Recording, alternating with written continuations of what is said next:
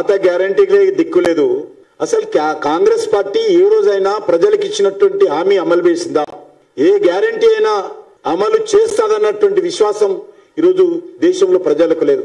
నేను ఒక్కటి కూడా మనం చేస్తున్నాను, కాంగ్రెస్ గ్యారంటీలతో అధికారంలో రాలా, యాక్సిడెంట్లీ కేసీఆర్ పోవాలనేటువంటి ఆలోచనతో అధికారంలోకి వచ్చింది. కాబట్టి రేపు మీరు జాతీయ స్థాయిలో ఇచ్చినటువంటి హామీలు ఇచ్చినప్పటికీ, మరొక హామీ ఇచ్చినప్పటికీ తెలంగాణ ప్రజల దగ్గర ఓటు అడిగే నైతిక హక్కు కాంగ్రెస్ పార్టీకి లేదు. మీరు గత శాసనసభ ఎన్నికల్లో ఇచ్చినటువంటి 422, 423 ఏవైతే హామీలు ఉన్నారో హామీల పైన ప్రతి ఒక్క హామీ పైన స్పష్టమైనటువంటి వైఖరి తెలంగాణ ప్రజలకు చెప్పండి. గ్యారంటీలు ఎందుకు అమలు చేయలేదో కాబట్టి ఈరోజు తెలంగాణ రైతులు, తెలంగాణ ప్రజలు ప్రశ్నిస్తున్నారు. కాబట్టి ఈ పార్టీకి, కాంగ్రెస్ పార్టీకి వచ్చే పార్లమెంట్ ఎన్నికల్లో ఓట్లు అడిగేటువంటి నైతిక హక్కు లేదని మనం చేస్తాం.